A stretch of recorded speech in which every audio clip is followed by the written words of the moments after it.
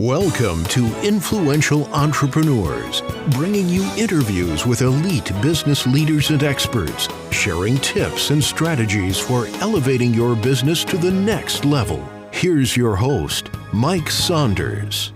Hello and welcome to this episode of Influential Entrepreneurs. This is Mike Saunders, the Authority Positioning Coach.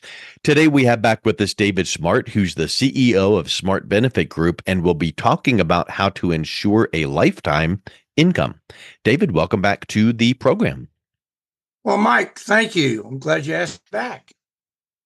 You know, I always love when you hear one thing and you think, what does that really mean? And boy, ensuring lifetime income has got a powerful punch to that. So I'm excited to hear what you serve your clients in doing that. Let's first start with defining what is lifetime income. Well, I guess the best example I can use is your Social Security check. Okay. That once you turn on that switch, that income is going to keep on continually coming to you month after month after month for as long as you live. And that's, those are dollars that you can count on. You can say, well, on the 15th of the month, I'm going to have X number of dollars in my account, and I can plan around that. Mm-hmm. So when I talk about lifetime income, that's what I'm talking about. So having sufficient income that you can never outlive, that's the important thing. And so that is, because I know that there's a lot of times a gap. Like when you sit down with a retirement specialist and go, okay, well, I know I'm going to retire here. I want the money to last until there, and I'm going to need this much per month. And then you crunch the numbers and go, ooh, there's a gap. So lifetime income is a pretty big thing. What are some of the strategies that you're working with your clients on to recommend to make sure that they get that sustainable income? Well, because of the miracle of technology and the software that's available, because I can remember trying to figure this out on a calculator and a slide rule, in the years past. But today, with the algorithms that they have, you're able to put in the numbers. So let's say, for instance, Mike, you said, I'm seeing an income cap of $2,000 a month that I need to have to meet my expenses and for my wife and I to feel like we're not having to do without. And so you put in those numbers, and then all of a sudden it tells you how much money you need to have to be able to create that kind of income. Now, if you go to the typical financial advisor that works in the investment house, they're going to say, you need around 4%. We're going to figure 4% off of your income pile here, your stockpile of money that you've accumulated. Well, if an individual wanted to have $1,000 a month starting at the age 65, he'd have to have over $300,000 withdrawing 4%, which would annually give him $13,208 a year. But he'd need to have $300,000. So from age 60 to 65, if his account's at $141,000, it's got to grow to $300,000. Mm-hmm. Okay, using an annuity, an income annuity, and there's all kinds of annuities. There's income, growth, and legacy annuities. So when we look at an annuity that is designed for income, this same individual at age 60, by putting in $141,000 into this annuity, 5 years later, that annuity has a value of $209,000. Now, there's quite a difference between 300 and 219, correct? Yeah. But the distribution rate of that is figured at 8.75%. So 8.25% of that money is paying out directly to him, which equals that same $13,208 annually.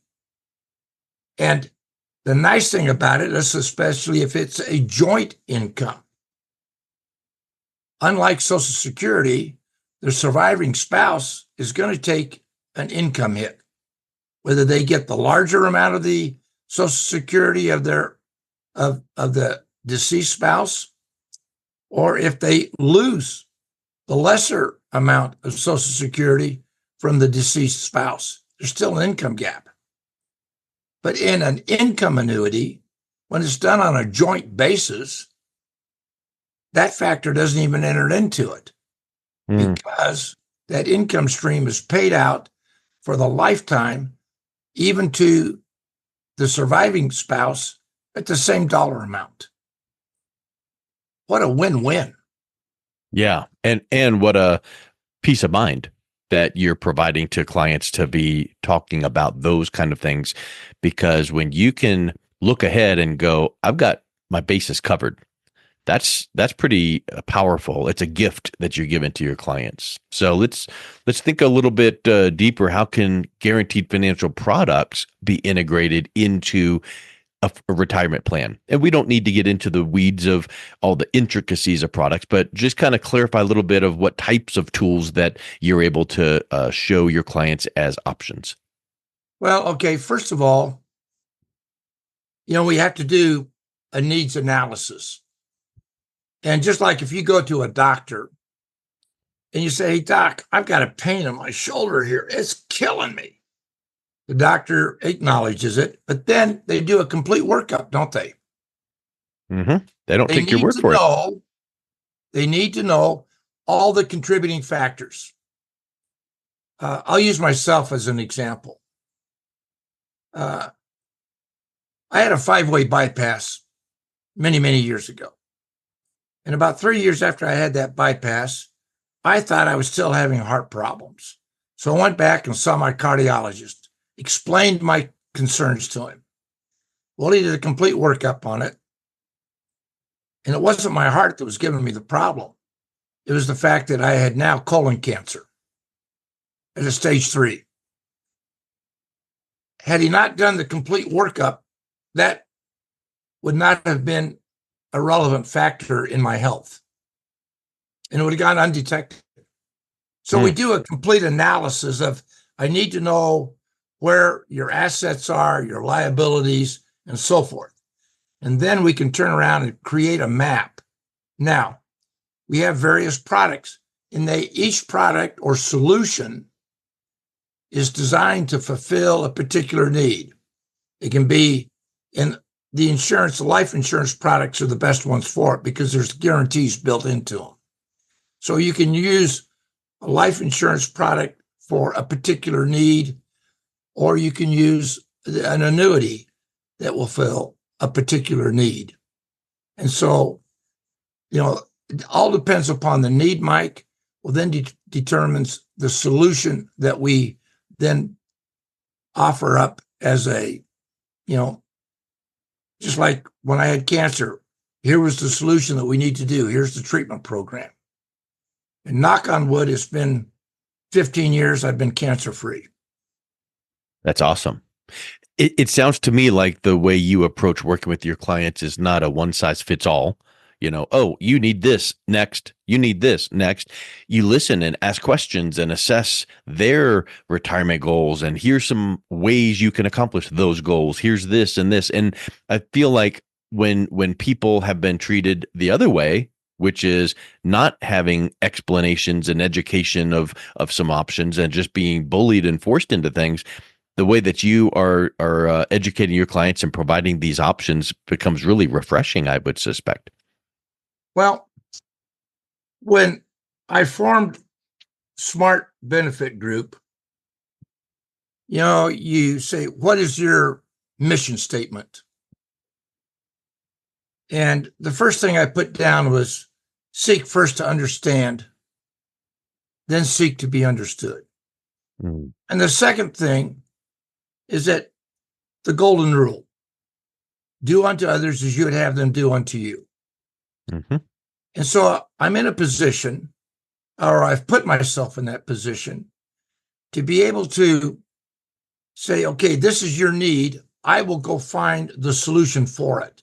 I'm not limited as somewhat we refer to in our industry, captive agents, because their company says these are the only products you can sell.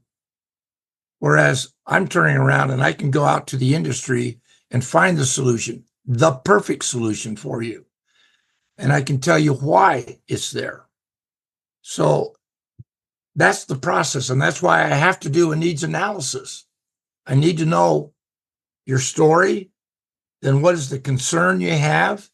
Then let's take care of that concern. And let me show you how we can solve that problem. So it's several steps in getting to that conclusion. But that's how we work here at Smart Benefit Group. Yeah, that's really huge to be able to articulate that. When you're making your recommendations, talk a little bit about how you are factoring in protecting retirees' income against market volatility, A, and then B, inflation.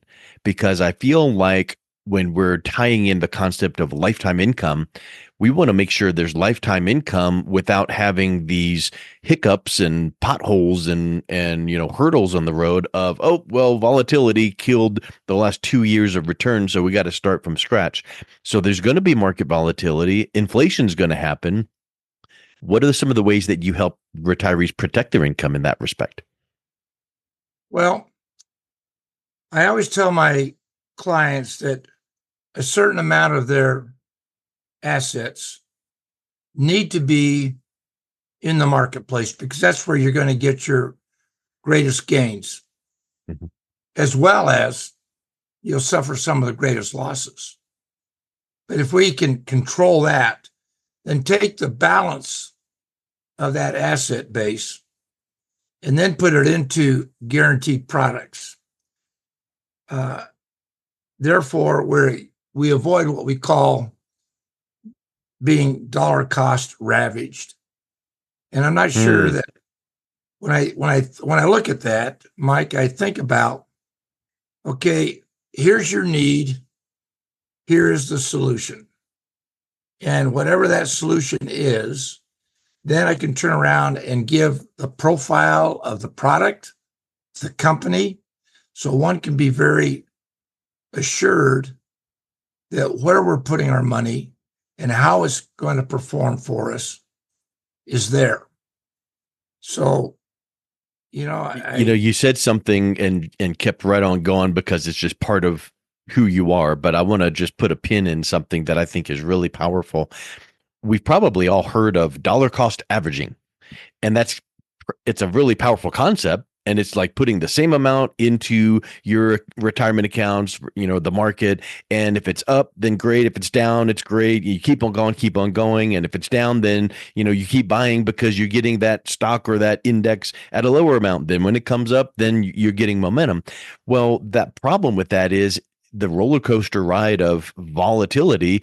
If you're in your 50s or 60s, you might not want to be taking that really big risk. You said dollar cost averaged versus dollar cost ravaged. Talk a little bit about how that ravaged aspect factors in. Well, everybody's heard of BlackRock. It's one of the largest financial investment entities out there. And there was this strategist, his name is Mark Peterson. And he made this comment. He says, recent retirees are at an unprecedented juncture in this environment.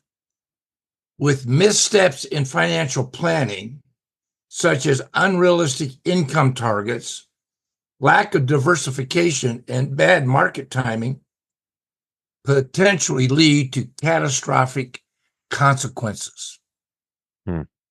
So what worked for the individual while they're in their workable years does not work in their retirement years. So as we talked in our earlier conversation, this accumulation and distribution. We have to be able to realize that we need to turn around and do things differently, because we're no longer going to be able to have dollar cost averaging at our fingertips. But missteps can cause a dollar cost ravaging. Mm-hmm. I mean, it's, Wow. you think about it, when, it's a timing issue. And I know Warren Buffett would probably say, yeah, I says, we've always thought we've been able to time the market correctly. But let me tell you about some of my losses. Never tells us about them, but I'm sure he's had them, because maybe he's estimated or guesstimated that this is where the market's going to be going, and it's unpredictable and it goes in a different direction. But he's not married to what he buys. He sells and buys again. And he pulls out of the market when he feels the timing's correct. In retirement, you don't have that option. Yep. So let's talk a little bit about when we started off this conversation, lifetime income, which is so powerful because you want your income to remain for your lifetime. Talk a little bit about the big concern that most people have is outliving their savings. So, okay, I've got X number of dollars set aside for my retirement. I'm retiring next year at the age of X. I need it to last till this age, which I feel like should, get me through retirement. But what if I outlive my savings? What are some of the ways that you are helping your clients really dial that in well? Well,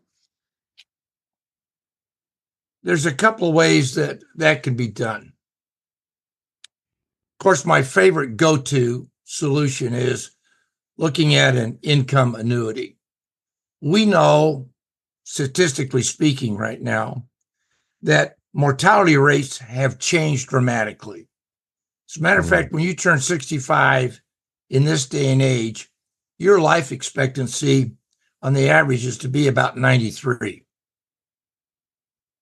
So, that's almost like I'm going to be retired as long as I have worked for some people.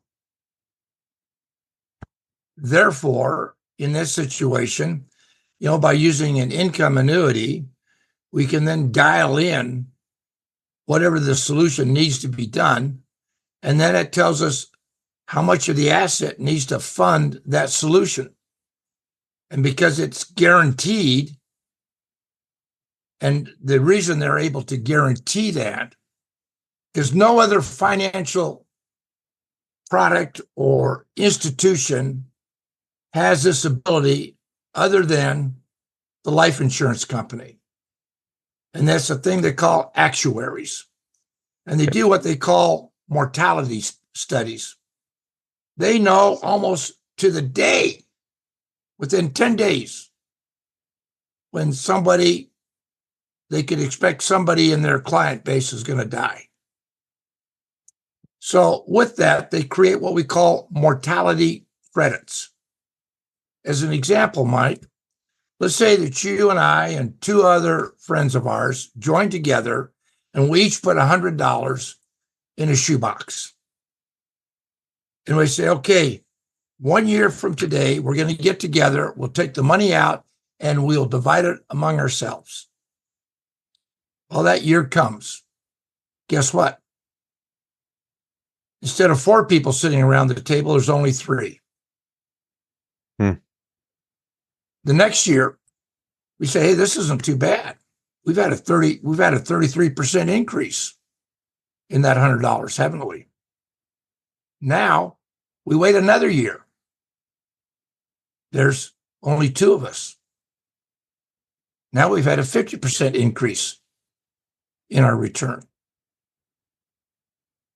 That's how a mortality credit works. Yeah. And the industry, the life insurance industry, knows this. It's a mathematical equation and science that they have. So an individual can buy an annuity that's designed to be for income and sleep at night because it has been mathematically figured out. I remember when I first bought life insurance when I was in my early 20s. And I look at that same policy at that same age that's being sold today, and there is a significant difference in the premium, which is less than it was when I bought my first life insurance policy. And I'm trying to remember, I think it's probably about maybe 5 years ago, the mortality tables were readjusted because, like you said earlier, we're living longer, we're healthier, we're taking better care of ourselves. Medical science is doing everything they can to keep us healthy. And so as a result of that, we know what mortality is going to have an impact on that income stream. I kind of chuckle. Why did they set age 65 for Social Security? Do you know, Mike? I don't know. Because that was the age people were dying.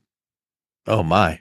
So back in the 1930s, when Social Security finally became, or 1940s, when Social Security finally became a part of our, the Franklin Delano Roosevelt era, and put into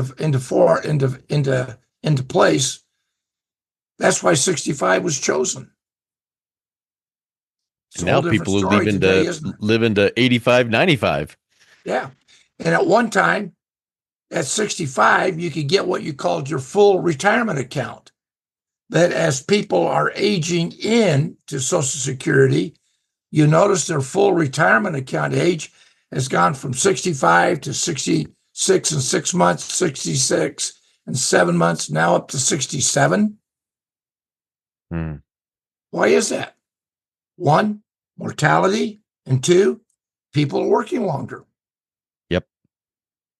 And there's a lot of factors that go into that, I'm confident of, but people are working longer because maybe they've not prepared for retirement properly. Maybe they've got a lot more debt than they should, and maybe they just really enjoy working and they're structuring their day to go, maybe I'm going to work 3 days a week versus 5. But I think that's really an interesting correlation between back in the day, 65 was when people, the administration felt like that's the end of the line. Nowadays, people are like, hey, I'm 65. Let's start a new business. Let's start a new hobby. Let's start mountain climbing. So we got to factor longevity into these equations. Well, you think about Colonel Saunders and Kentucky Fried Chicken. When did he start that enterprise? I think I heard in his mid-60s. He was when he got his first Social Security check when he was 65. Wow. And I don't know how many people he went to try to sell the idea of this finger-licking good chicken, but look what he created. And he was 65 when he started it. I mean, amazing, isn't it? It is. So because of that, we need to make sure that we have dialed in these numbers and calculations to make sure you don't outlive your income, have that lifetime income in place. So David, if someone is interested in learning a little bit more and reaching out and connecting with you, what's the best way that they can do that? Well, I have a website. It's, www.smartfinancialbenefitgroupllc.com. Or you can text me at dsmartnaz@gmail.com. Or if you just want to talk to me, you can call me at 480-600-3806. Any one of those ways, you can reach out to me and we will get back to you. Excellent. Well, David, thank you so much for coming back on. It was a real pleasure talking with you today. Well, thank you, Mike, and I appreciate the opportunity. You've been listening to Influential Entrepreneurs with Mike Saunders. To learn more about the resources mentioned on today's show or listen to past episodes, visit www.influentialentrepreneursradio.com.